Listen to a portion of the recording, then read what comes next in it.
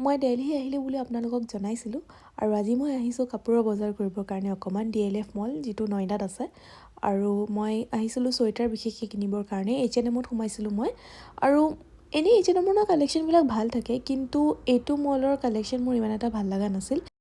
মই কাৰ্ডিগান চাব আহিছিলোঁ কিন্তু মোৰ ইমান এটা ভাল নালাগিল কালেকশ্যন তো মই জিন্স ল'লোঁ আৰু কেইটামান সৰু সুৰা বস্তু আৰু ইমান ডাঙৰ লাইন চাওকচোন ট্ৰায়েল ৰুমৰ বাহিৰত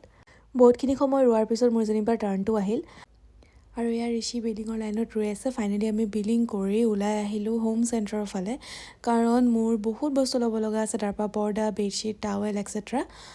আৰু হোম চেণ্টাৰ ন সদায় ইমান ধুনীয়াকৈ সজাই থৈ যেন মানুহৰ আচল ঘৰহে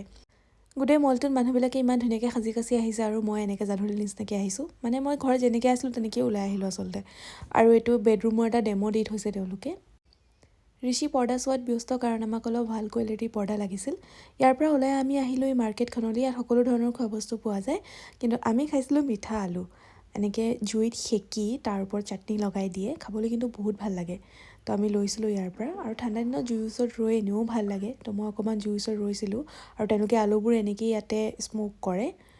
আৰু এটা বনায়ো আছে এইটো বনাই ৰেডি হৈ গ'ল আমাৰ প্লেটে আছিলে এইখন মই আৰু মোৰ বান্ধৱী এজনী পাৰমিতা তাইক মই মৰমতে পাৰো বুলি মাতোঁ তো তাই চাহ খাইছে আৰু মই খাইছোঁ মিঠা আলু আৰু আমাৰ কথা শেষেই নহয় আজিলৈ আহিছোঁ লগ পাই আছোঁ নতুন ভিডিঅ'ত বাই